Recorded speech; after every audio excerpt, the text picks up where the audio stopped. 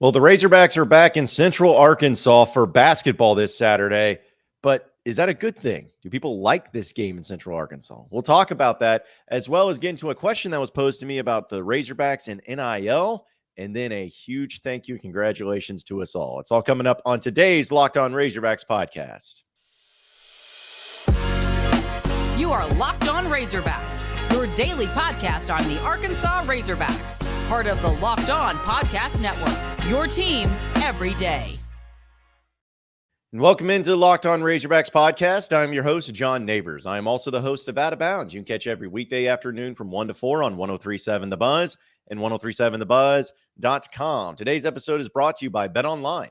BetOnline has you covered this season with more props, odds, and lines than ever before. Head over to BetOnline where the game starts. Finally Friday, folks. You finally made it to this point. Congratulations. It's been a great week, an interesting week, and a week of a lot of different content coming in from football mainly, but also there's some basketball going on. And at least at the time of the recording of this podcast, which I feel like I say a lot, but at the time of the recording of this podcast, there was nothing that really transpired from yesterday, which was a lot of news as we talked about and got into to now. So we'll see if anything changes today. I know Sam Pittman's meeting with the media today at noon, so get a first chance and first crack at maybe some things changing up there too. But either way, it's an interesting Friday today because you have a Razorback basketball game against Bradley happening here in Central Arkansas. Now, for those of you that don't know, even though some people think I'm from Texas, as a voicemailer let me know about, I live here in Central Arkansas. I live in Little Rock, and this is where I work. I work at the 103.7 The Buzz, which is here in Little Rock. So this is where I'm at. This is where I'm set up at. It's where I am hanging out, and I've lived here for almost 3 years. And so it's been interesting though, because I grew up in Fayetteville. For those of you that don't know, I grew up in Fayetteville. I lived in Fort Smith for a little bit too, but I've lived in Little Rock. So I've kind of been as far as the main areas, or at least the three biggest cities here in the state of Arkansas. I have lived in each one of them for at least an extended period of time. And I'll tell you, it's interesting to me to see I'm trying to put this in a way that doesn't like upset people. There is a certain like divide between the state. There's a stigma about how people in Central Arkansas feel about Northwest Arkansas people and vice versa, at least not for everybody, but at least in the ways that I've seen it. And I think that one of the biggest and most poignant types of arguments and debates came from the whole great stadium debate of playing games at War Memorial Stadium instead of Razorback Stadium, and how it was this back and forth, and then they tried to get rid of it, and then they haven't fully gotten rid of it, but they are really close to getting rid of it, but it's about to get rid of, like all of that. That really just fueled a lot of the debates and a lot of the arguments that people had during the times of change in college football. But even at that point in time, I think that I've, and many others, have started to recognize and realize that the games, football games at least, in Central Arkansas and in Little Rock at War Memorial Stadium are coming to an end. I still believe that after 2025 and that game against Arkansas State, it'll be over. I don't think there'll be any more football games in War Memorial Stadium. There's just too much money up there in Northwest Arkansas to be had and to be lost by playing in War Memorial. That's my theory. I just think that's what's going to happen, but maybe I could be wrong. But that's not the point. We're not talking about that. Point is that you do have other sports that play in Central Arkansas and various other areas like basketball, men's and women's basketball. You have baseball that comes down to Dickey-Stevens Park here once a year, or in some cases twice a year, depending on how many games. So you just have you have some, it's a statewide deal. It's a statewide product, and you go out and you get out throughout the state. And it's amazing how not many people for a long time cared about playing games or basketball games in Little Rock. The only thing I think people did care about is when you had big games happening in Little Rock. I remember Arkansas played Illinois one year in Little Rock. And Illinois was really good. That was when Bill Self was there. And I remember they played Oklahoma State in Little Rock when Eddie Sutton was the coach. And I think that was Frank Sproul's whole thing of he didn't like former coaches coming and playing in Fayetteville. If you think about Lou Holtz in South Carolina, always had to play in Little Rock. And Eddie Sutton in Oklahoma State always had to play in Little Rock too. So I think there was a little element there. But ever since that point in time, though, nobody's really cared enough about the Little Rock games or saying, oh, let's start an argument and debate about this at any point in time up until recently. And from what I gather, it has a lot to do with the fact of not that the game is bad or that it's bad for the university or anything like that. It's mainly one of two things. People either hate the Little Rock game in basketball because of the fact that Arkansas does not play very well in those games, and we know what they lost last year. It seems like they never play well in Little Rock, period, no matter what the sport is. And the other side of it is that's not on TV.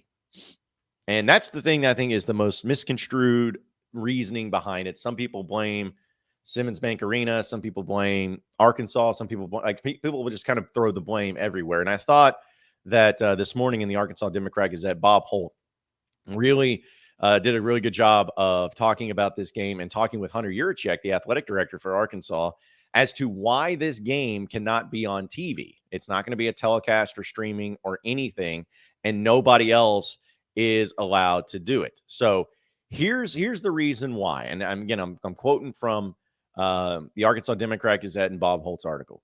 It says, as it continues to be the case that the SEC network was formed in 2014, this is the only game of the season that won't be televised. The game was not selected to be televised by any of the SEC network partners because it falls within SEC network rights classified as an Arkansas home game, it isn't eligible to be broadcast by a third party, like Flow Sports or Local Sports or whatever it is. Now, Hunter Yurachek says, quote, not all of our games in Bud Walton Arena get picked up for television, but we have our own production facility built into Bud Walton Arena where we have our own cameras and our own crew that's there. Arkansas spent $7 million before the SEC network's launch to provide television capabilities to all of its sports venues and a studio and a control room that is built inside Bud Walton Arena. And it also goes in through about the different games that were broadcasted and how a lot of times it wasn't the SEC network that broadcasted it. It was actually Arkansas that was broadcasting it, but they picked the feed up from that to stream it onto the SEC network. And Yurachek goes on to say that in order to broadcast or stream a game from Simmons Bank Arena, there would be a significant expense, several thousands of dollars. You'd have to rent a production truck. You have to hire a crew to come in and do the game and put it on the SEC network or ESPN Plus. There's not a third party that could come in and do that like Cox or local television station because the SEC owns those rights. He says, I don't know how many people across the state are going to miss seeing the game who, if it were available, would tune in at Saturday at 3:00. I don't know if that's hundreds. I don't know if it's thousands. I do know that there are a vocal few that express their disappointment in the game not being TV or streamed. But I think that they're also understanding many are understanding why that's the case. So for those of you who are like curiosities and questions about why this was the case or why it's not being streamed and whatnot, there you have it. It comes down to money, and it's an understandable thing. People will be like, oh, several thousands of dollars. That's a chump change for Arkansas and for doing all of that. I mean, you can look at it that way.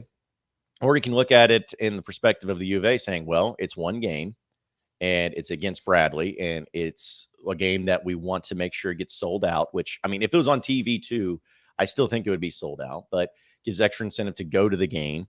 And it's just a lot less work to have to deal with and a lot less money to pay for. And then they like to bring in a whole crew, especially, for a game like this where it's not in Fayetteville, they'd have to put their entire crew down there. Or if they tried somebody else to come in, like it would be quite a process and a lot of not only money, but manpower and a lot of work and effort to try to make it happen for a game that honestly, is not needed to be on TV. Like this is a game I think is actually got an element of coolness that it's not on TV. Maybe I'm the only one that feels that way.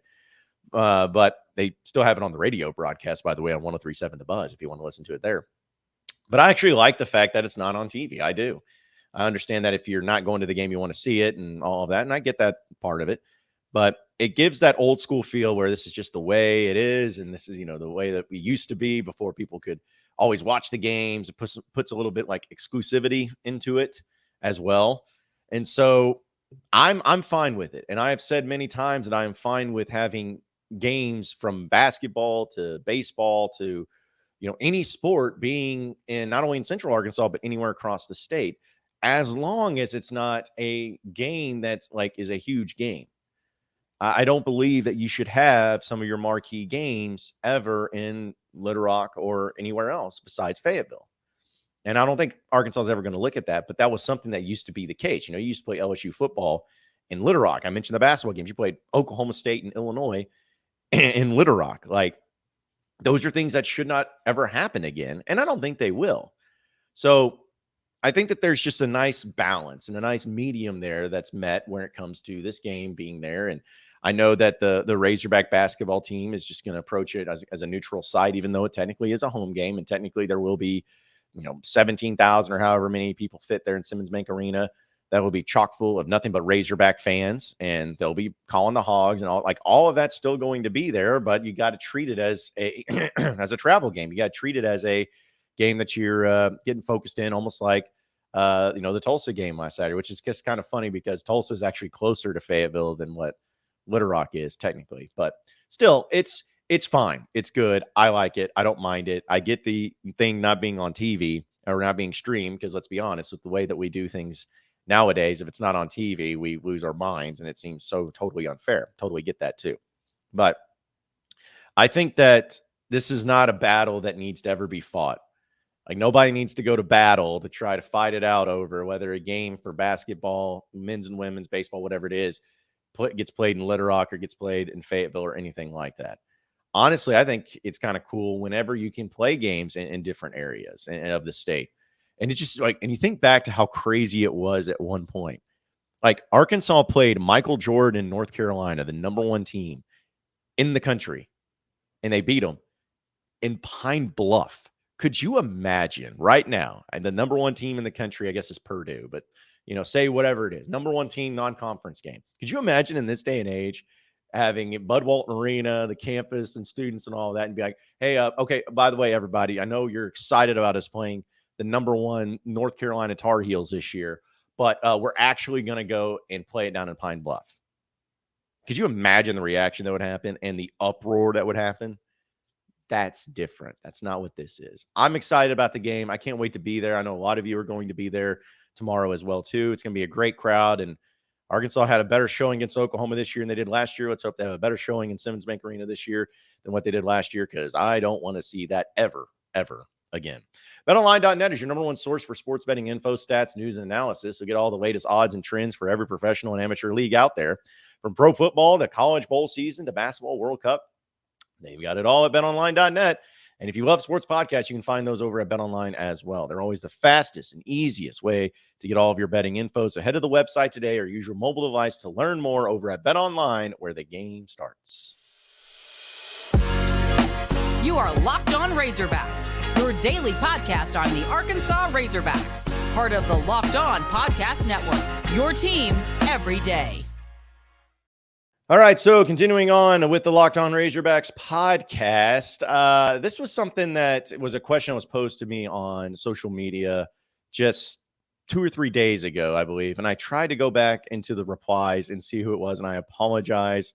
I can't get you a shout out because I couldn't find it, but you weren't the only one that was asking about NIL with Arkansas, because this is the thing that has really changed college sports and college football tremendously. And it gets talked about a lot, especially during portal season. Everyone's like, okay, well, is this guy portaling because he wants a better NIL deal? Is he portaling for playing time? Like, it's a whole nother element of the college game. And I know that there's a lot of you out there that hate it. You think it's ruining the game, all of that, which, again, I totally get that side of it. I don't look at it as it ruining the game at all. Because at the end of the day, to me, and this is just maybe my very simplistic way of looking at it, but to me, at the end of the day, if you're looking at Arkansas, for instance, if that football team out there on the field wins a national championship, I don't care how much they were paid, because it's worth it to me. And at the end of the day, they're still going to be wearing that Razorback logo on their helmet. They're still going to be wearing that Arkansas lettering, still going to be wearing those colors. They're still going to be playing in Razorback Stadium. They're going to be Razorbacks. At the end of the day, that's what matters. I don't care how much you're getting paid. I don't care how much, what they're doing in their academics. None of that matters to me. What matters to me is, are they winning, and are they being successful, and are they doing it while wearing Arkansas and being Arkansas? That's what I care about. So I've never had a problem with the NIL and how it's changed the game. It has changed it, but I don't think it's changed it for better or for worse. Well, in some cases, maybe better, just depending on it. But I'm still going to watch the games. I'm still going to watch the Razorbacks. But what is it like for Arkansas, though? Is the NIL good for Arkansas? Because you hear these stories about these certain schools that can't keep up, that can't put the money in where they're supposed to, or how they're supposed to, and what they're doing for it. And then you see players leaving, and you see players not getting a whole lot of incentive to stay. And then you even have coaches coming out and kind of saying, hey, we're doing this and they're doing that, blah, blah, blah, whatever it is. But I believe that the NIL at Arkansas is tremendous because of what I've heard, what I've seen, and comparing it to the rest of the landscape in all of college football. Think about it this way. Arkansas was one of the very first schools to really, the day that it became official that you could do NIL and make money on NIL with college athletes, Arkansas was one of the first schools to jump on the opportunity, and they hammered it. They put up their own organization for it. They put people in charge of it. They formed it. They went after it. They got after it, and they made it as not something that they resisted, but something they embraced. And they did that right off the bat. And I look at that as sheer evidence that if you're a school that's not very good at NIL or don't have the means to be good at NIL, you're probably not going to jump at the opportunity as soon as it happens, like Arkansas did. And now you see a lot of the type of recruits, not only in football, but in basketball too, and the players that are coming in that have really been elevated to another level. Like basketball, we know. And I'm not saying at all that the only reason that any of those players that are on the Razorback basketball team are there because of NIL. I'm not saying that. But I am saying that we'd be naive to think that it doesn't play a part. Like, I think that, yes, they want to come to Arkansas because they love Eric Musselman. They love his coaching style. They love wanting to go to the pros. They want to play for a great team with great players. All of that. And it can be also true that they have great NIL deals. It could be true that way too. So I think because of like looking at basketball and even in football, which say what you want about it. I know people were frustrated this year. I get it. But seeing the players that they got out of the portal, these 5-star caliber athletes out of the portal that they normally wouldn't have gotten before or maybe not have been interested in, they came to Arkansas. I think part of that probably has to do with NIL opportunities because Arkansas is really, really good at it. They have a great NIL program across the board. And I think that there's a reason why you see starting quarterbacks leaving certain schools. Not Arkansas's, not KJ. There's a reason you see so many transfers of key players. Like, I'm not just talking about one or two. I'm talking about a lot of starters leaving certain schools and going to, quote, bigger schools. They're not really doing that at Arkansas very much. I mean, again, you're going to have some here and there, but you're not having those major issues at Arkansas. So putting all those pieces together and just looking at it through the lens of, okay, if you're a school that jumped on at the first opportunity, you're not having mass exoduses of great players left and right. You're bringing in very high-level, talented, elite players to come in.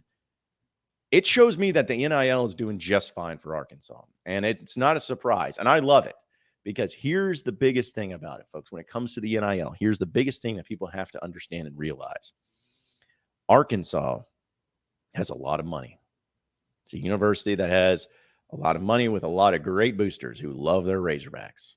Companies, businesses, individuals, so many people out there that love the Hogs, love the state, love the athletics, and want to make the program great. You have a lot of that up at the U of A.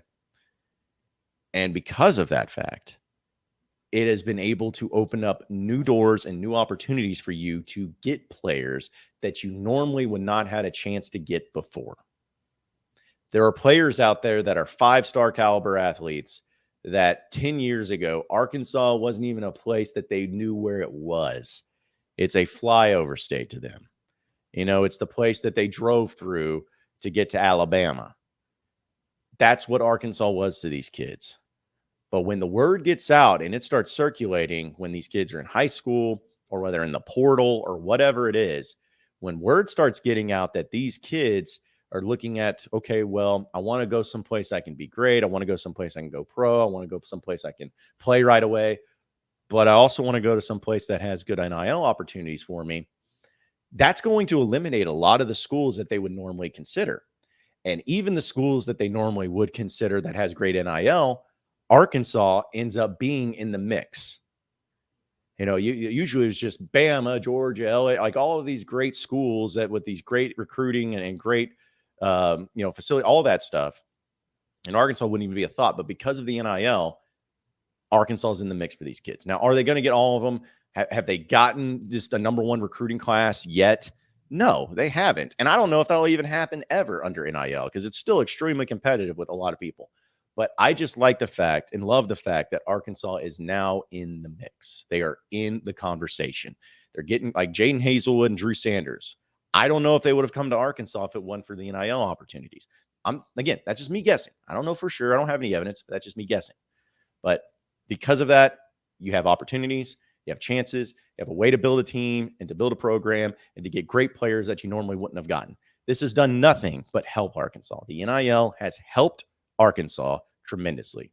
It's hurt some of the bigger schools, and it's even hurting some of the smaller schools. I still, from what I understand, Ole Miss, Mississippi State, Kentucky, those are the types of schools that are struggling in NIL. Arkansas is not one of them.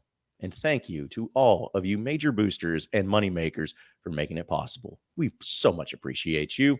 Folks, we know it's a holiday season, and with that holiday season comes a lot of parties. I know I was at a Christmas karaoke last night. I sang Elvis. It was cringe. Do not watch the video if it ever gets out there.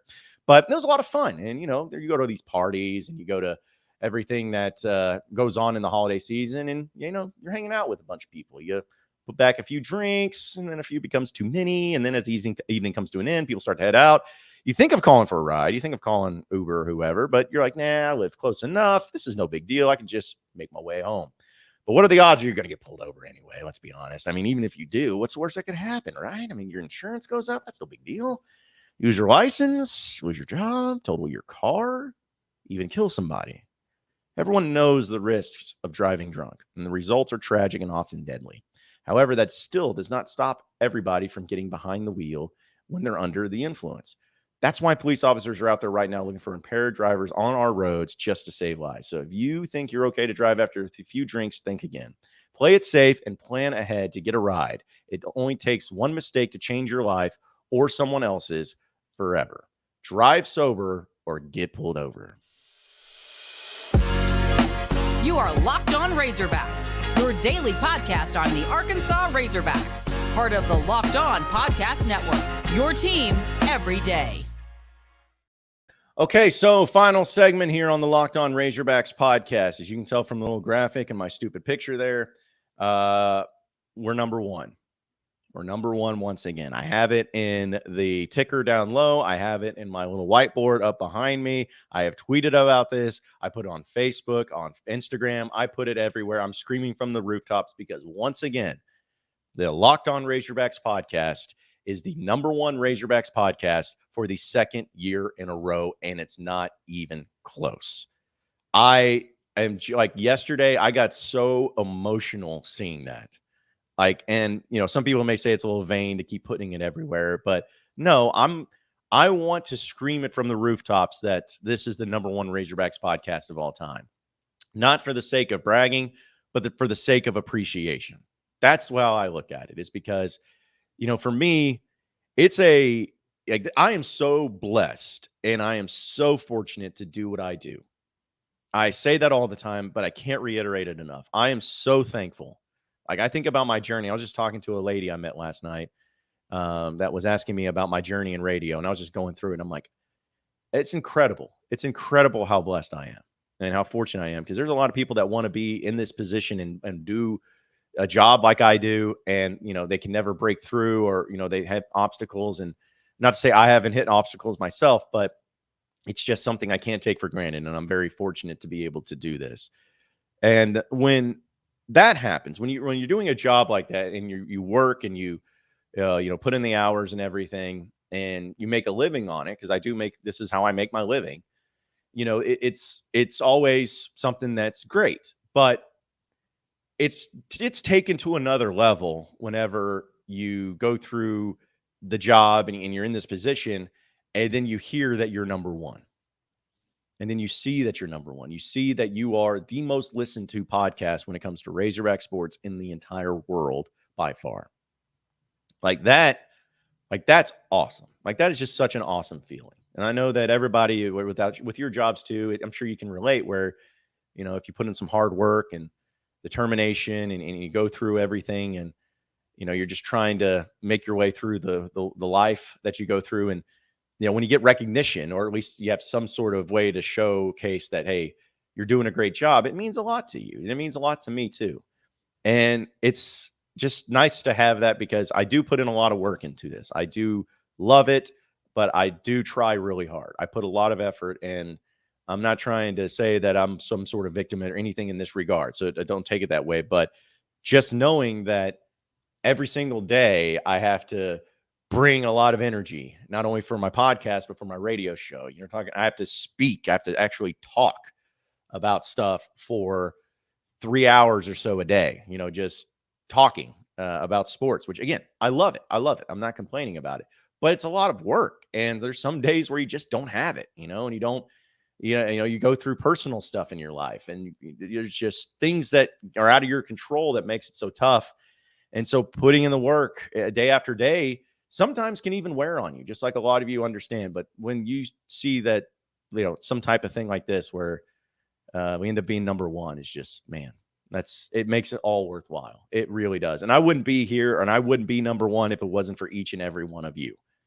Like the listens, the subscribers, the people that follow on social media, that interact with me, and everything. I can't tell you how much I love it and how much I appreciate it, because it wouldn't mean anything if it wasn't for you. Like if I didn't have all of you listening and watching, it wouldn't mean anything. It would just be, me sitting here with my thumb up my butt, just looking at myself in a camera, like it wouldn't mean anything. But because I work for an incredible company in Tegna and the Locked On Podcast Network, and because I have an incredible amount of great and awesome Razorback fans that listen and subscribe and everything, it just means everything to me. It really does. And so for 2 years in a row, this is the number one Razorbacks podcast in the world. Are you kidding me?